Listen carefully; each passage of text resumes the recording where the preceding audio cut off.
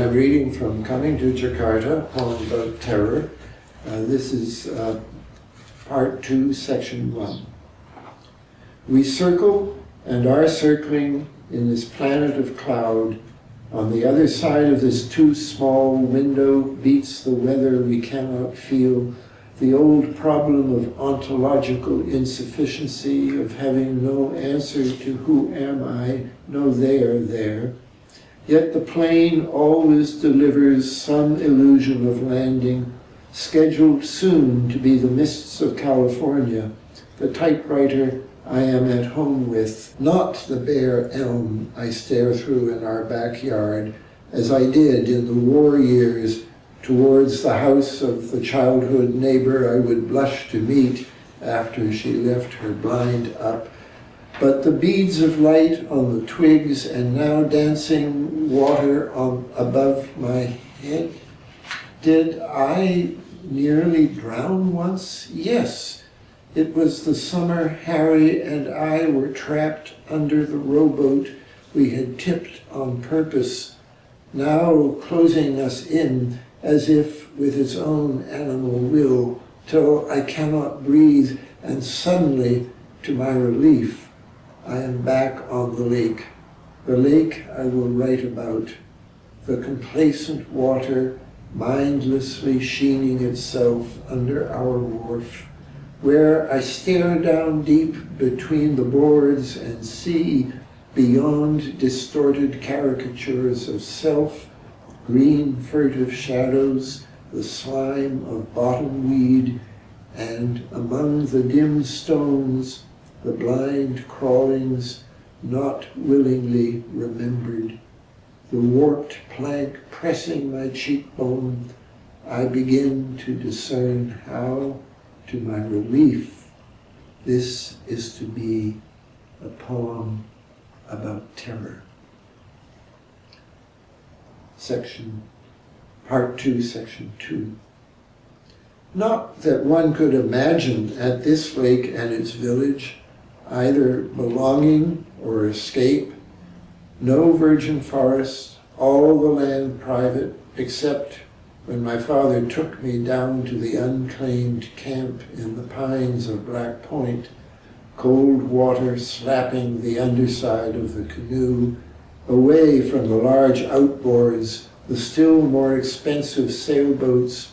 We slip by the sagging, mostly closed-up boathouses of the American estates, or rarely catch them with their bright awnings out, the grass mown to the birch at the water's edge.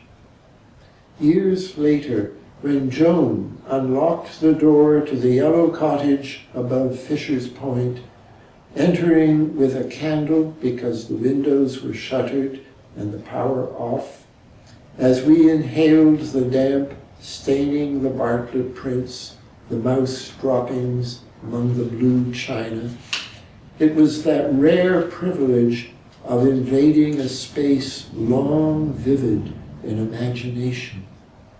And I think now of so many sinister, uninhabited houses, the white swords of glass I had to pay for, although I said I only went along with those rich American strangers I had met on Cape Ann. Think for yourself, my mother said. Above all, the unlocked screen in the vacant Westmount mansion, where just that once we boys and girls went in to play goose, the search over Eileen's too solid body as Roger whispered outrageous urgings in my ear to no avail, not yet knowledgeable enough for that dark secret. I went downstairs to play Beethoven, faster and fiercer than ever on the absent stranger's piano, all of us excited, not belonging there. We could do anything. We never went back. Never again the same gang. Yet it seems now natural compared to that room adorned, as I had suspected, with an authentic 19th century primitive landscape long since stolen, which we stood in front of as Joan told me how her ever-absent ex-husband worked overseas for the CIA or perhaps some heavier, unnamed agency. Part 2, Section 3. What I remembered as a child was the green country, all the back roads unpaved, the land once cleared, not changing much, except there were too many graveyards in the fields and sugar bush for the number of living. As if the stream of time hitting the rock of Quebec were somehow deflected, leaving the mill pond on in Moe River, where I watched my clothes on their willow sandbar go under as the sluice closed, or the drafty edifice in Waterville of the world's last snath factory, near where I rode by sleigh to the Compton railway station on the lap of the fur-coated gentleman whose initials L. St. L. on the gold band of his walking stick next to my left eye meant he was the local MP, son of GDM Saint Laurent, whose name was painted in big green letters on the general store, going up to become Prime Minister. As I grew older, I learned to catch, when the wind was right, the whiff of sulfite from East Angus. I read of the Magog textile strike, the year-long fight for the diseased miners up in asbestos. So much more than had met my eye when it barely came up to Mr. LeBaron's grocery counter, but it was decades after we rented our first house on the American side from what Raleigh, Elizabeth's father, called one of the FFV, the First Families of Virginia, and I thought it was a joke. Even when Lily's cousin became Secretary of State, decades after all that, doing my eccentric research into the Vietnam War, I became aware of the summer social register read in print of Canosa's hillside Bond's adventure, and saw for the first time how Lake Massawippi was no ordinary lake, not like Memphremagog 10 miles off, where T.S. Eliot heard his celebrated tour de drip, drop, drip, drop, drop, drop, drop in Quebec County, but a lake where even the names of the mailboxes along the American side were of a compact so invisible and seamless as to exclude mere wealth, except when duly arrived, and so mistrustful of II.i culture as to exclude Wallace Stevens or Eliot himself, yet admit those whom I remember as red-faced tennis players slamming their angry rackets at the club. It is at this moment, rising up as if in a small plane, I see what I have to do. That was Peter Dale Scott, poet, political researcher, and former Canadian diplomat and UC Berkeley professor, reading aloud from his book-length poem, Coming to Jakarta. And I'm Freeman Ng, a former student. Together in this podcast series, we will be working our way through the entire book and discussing it. So Peter, I think where we last left it was you were talking about the technique you used to write some of the early sections of the book, the automatic writing technique. Can I say I was using a technique in part 1, section 1. That was a self-conscious attempt to see what would happen if I just let my mind wander.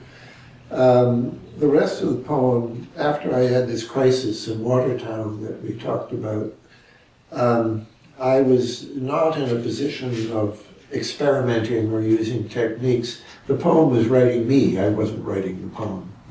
I spent years editing the poem, correcting the poem, but the first draft of it just tumbled out of me. So example, I say in part 2, section 2, I see there's going to be a poem about terror. But when I wrote that, I still had no idea that it was going to be a poem with coming to Jakarta in the title, that I would be writing about Indonesia. That comes the next time I read. It hasn't happened yet. So the terror was provoked by just the remembrance of almost having drowned. Yes, I'm remembering we thought we were clever. We were both, 10 or something. So we had this big rowboat, and we said, well, let's tip it over and see what it's like to be underneath, and then we'll tip it back. And once the boat had water in it, it was much harder to tip back than we had encountered. And Harry was trying to get out on one side, I was trying to get out on the other side. We were neutralizing each other's efforts to right the boat. We couldn't talk because we were underwater. And that was probably one of the first real death scares I had in my life. And it was over very quickly, but not the memory of it. Well, about the memory of it though, had you in fact forgotten about it? You say earlier, did I nearly drown once? Yes. It was summer, etc. It had to come back, yes. That was you, in the moment, remembering this incident again. As an adult, I have to recover the memory, but as a child, it was powerful in me as a child. Just as the very beginning of the poem, seeing that ghost of snow, I think I could almost make myself so shiver if I really get into that memory. I like that passage in the last session. I really love the stanza, beyond distorted caricatures of self, green furtive shadows, the slime of bottomweed. Mm-hmm. To me, I think it's a great image. It's good poetry, mm-hmm. But it's also, I think, the perfect image for what the poem, the whole poem, the book will eventually do. Yes. There are surface appearances which by almost definition are caricatures, mm-hmm. and when you look beyond them, you encounter terror. At this point, I'm on remembering Lake Massacre and looking through the wharf, which did have these curved boards that was hard to lie on without feeling the thing. And yes, the self is in fact something, or we have depth beyond the surface self. And what appears on the surface, which is what many people would think of as reality, is, I think, a caricature of there are deeper things that are closer to the truth, and you get into slime and ugly stuff, but that's what the human psyche is, right? Can you talk a little bit about Massacre and the people who you vacationed there with? Well, I have to explain about Lake Massacre. There was a Canadian side and an American side, and the more elegant houses and the nicer part of the lake was the American side. It was really Americans who had built it up. Lake Massacre was just north of the boundary, and before the Civil War, you had families from Baltimore and Richmond, Philadelphia, who would come up and summer in New England. But after the Civil War, many of these families didn't want to have anything to do with New England, so they went further, and the first train stop over the border was at the north end of Lake Massacre, and they developed that as a resort. So I talk about the summer social register. That's a register, I think it's probably stopped by now, but for years, it gave the summer addresses of all the high society of Americans all down the East Coast and St. Louis and even California. And so I was shocked to see these names like Canosa's that I had seen on the mailboxes as a child, but they were printed in the Summer Social Register. And it's not like you had resorts all over the place. Quebec had only two, like North Hatley, where we lived, and the other one was a place called Bay St. Paul, which was on the St. Lawrence River, hundreds of miles away from ours. The very rich liked to gather in certain watering places. Bar Harbor in Maine was another example. Ogunquit, there were quite a few examples in Maine. So accidentally, when I'm talking about Lily, whose cousin became Secretary of State, her name was Lily Dulles.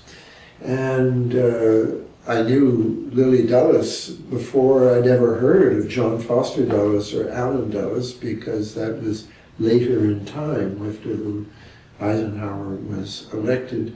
And these people, you know, our family position was kind of odd because we were Canadians.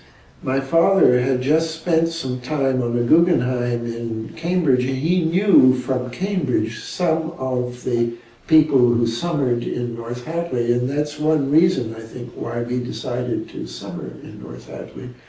But it meant that I didn't really belong. And I certainly didn't belong on the Canadian side, which was, we weren't even near. And we didn't know those Canadians. And we knew the Americans, but we were not American. And I felt both a fascination with these rich Americans and also a great sense of being different from them. These rich Americans whom you would later write about. Right, and they weren't all rich. Some of them were intellectuals, Harvard professors. 2 or 3 of them were actually in the CIA, and this Joan, she had a husband who did something very fishy, and we never figured out if it was CIA or perhaps something even more important and more secret than the CIA. Today's reading began and ended by invoking once again the imagery of the plane. Right. That comes in the beginning of the poem. And I just love the poetry of just, you know, the last stanza or two there. I wonder if you could maybe start with the names on the mailboxes and read on to the end.